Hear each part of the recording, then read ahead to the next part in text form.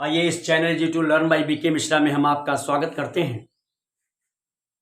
और तुलसीदास जी ने लिखा है, उस पद की व्याख्या भी करेंगे हम लोग। राम ही प्रेम समेत लखी सखिन समीप बुलाए, सीता मातु स्नेह बस बचन काई बिलखाए। सखी सब कौतुक देख निहारे, जेऊ कहावत ही तू हमारे। को न बुझाई काई गुर पाही, ये बालक यस हठि भले नाही। रावण बाण छुआ नहीं चापा, हारे सकल भूप करिदापा। सो धनुराज कुंवर कर देही, बाल मराल की मंदर लेही।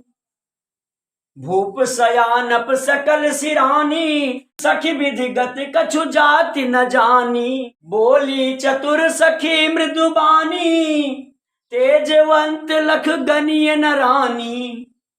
कहा कुंभज कहा सिंधु अपारा, असो से सुजस सकल संसारा।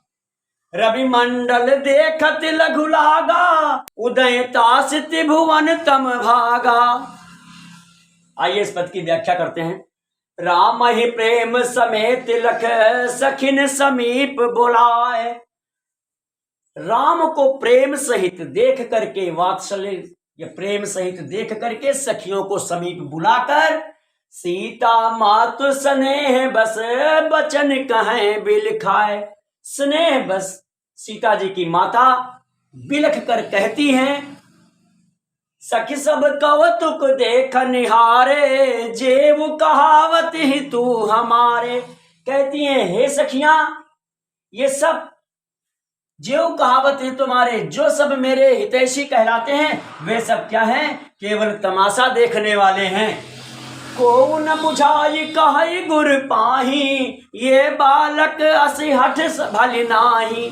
कोई गुरु को समझा करके नहीं कहता है कि इन बालकों का हठ इतना अच्छा नहीं है। रावण छुआ बाण नहीं चापा, कहती है माता जी कि जिस धनुष के चाप को रावण और बाणासुर तक नहीं छुए, हारे सकल भूप करिदापा, और सभी देश देश के राजा महाराजा आकर के और हार गए उससे उठाने में। सो धनुराज कुंवर कर देही, और बाल मराल की मंदर लेही। सो धनुराज कुंवर कर देही, और ऐसे धनुष को जिसमें राजा महाराजा सब हार चुके हैं, रावण और बाणासुर ने छुआ तक नहीं है, उस धनुष को राजकुंवर के हाथों में दे रहे हैं। कहां भला ऐसा भी हो सकता है? बाल मराल की मंदर लेही, जो हंस का बच्चा हो वो कहीं मंदराचल पर्वत उठा सकता है, ऐसा उनका विचार था। अपनी सखियों से कह रही हैं।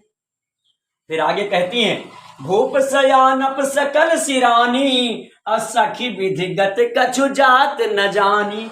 कहती हैं कि राजा जनक जी के बारे में कहा उन्होंने कि भूप सयानप सकल सिरानी, वो तो इतने ज्ञानी और विज्ञानी है, विद्वान हैं, उन्हें तो समझाने का प्रयास करना चाहिए, लेकिन ऐसा लगता है कि उनकी भी बुद्धि इस समय भ्रष्ट हो गई है। सखी विधिगत कछु जात न जानी, हे सखी विधि की क्या गति है, यह कुछ समझ में नहीं आती है।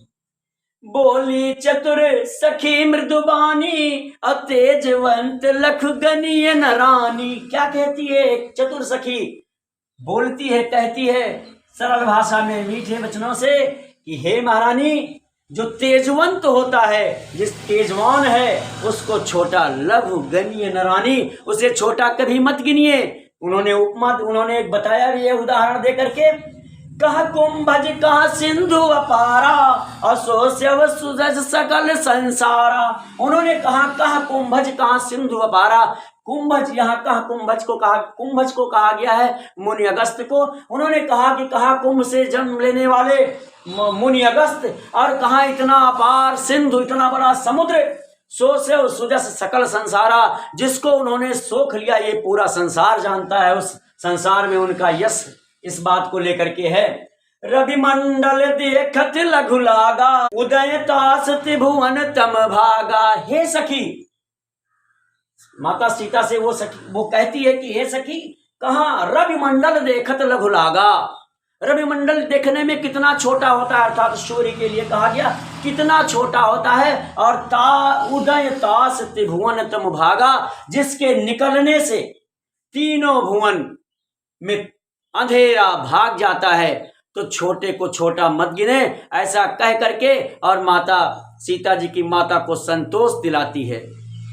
व्याख्या यही समाप्त होती है। हाँ, एक बात मैं आपसे और कहना चाहूँगा कि इतनी ये पूरा नहीं आएगा, हो सकता है केवल दोहा आवे या केवल चौपाई आ जाया करे, बहुत ज़्यादा बड़ा पेपर में नहीं रहेगा। व्याख्या तो इतने 8 चौपाई, एक दोहा 8 चौपाई को एक साथ लेकर के कहा गया है, लेकिन इसमें से कम भी हो सकता है। तो जितना कम होगा उसको अपने हिसाब से आप समझ करके और लिखने का प्रयास करेंगे।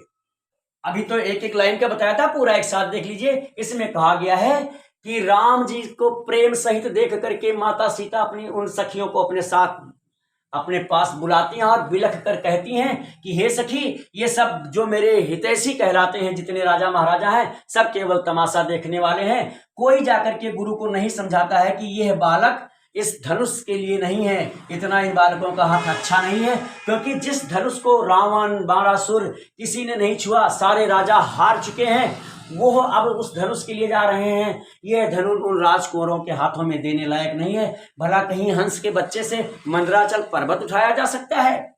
तब इस स्थिति को देख करके उस और कहती हैं कि और तो और है, राजा इतने ज्ञानी हैं, इतने समझदार हैं, वह भी नहीं वो भी नहीं गुरु को समझाते, लगता है उनकी भी मत मारी गई है। तो हे सखी, यह समझ में नहीं आता कि विधि की क्या गति है।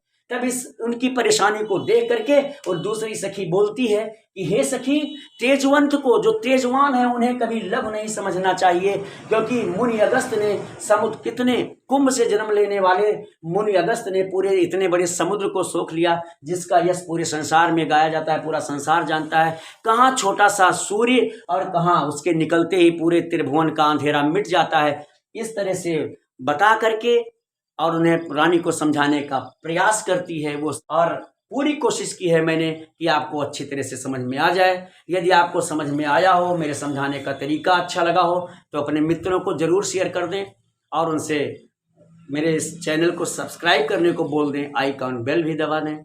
आपने भी अगर अब तक न किया हो तो स्वयं भी मेरे इस चैनल को सब्सक्राइब कर दीजिए, आइकन बेल दबा दीजिए, जिससे कि अगले वीडियो जो भी मैं डालूं आप तक पहुंचता रहे। और एक बात और है कि आपको किसी भी तरह की समस्या हो, चाहे फिजिक्स में हो, मैथ में हो, या हिंदी के व्याकरण में हो, या इंग्लिश के ग्रामर में हो, तो डेफिनेटली निसंकोच आप मेरे व्हाट्सएप नंबर 9452510385 9452 510 385 पर लिखकर भेजें और आपकी समस्या का निदान आप तक श्योर जरूर पहुंचेगा।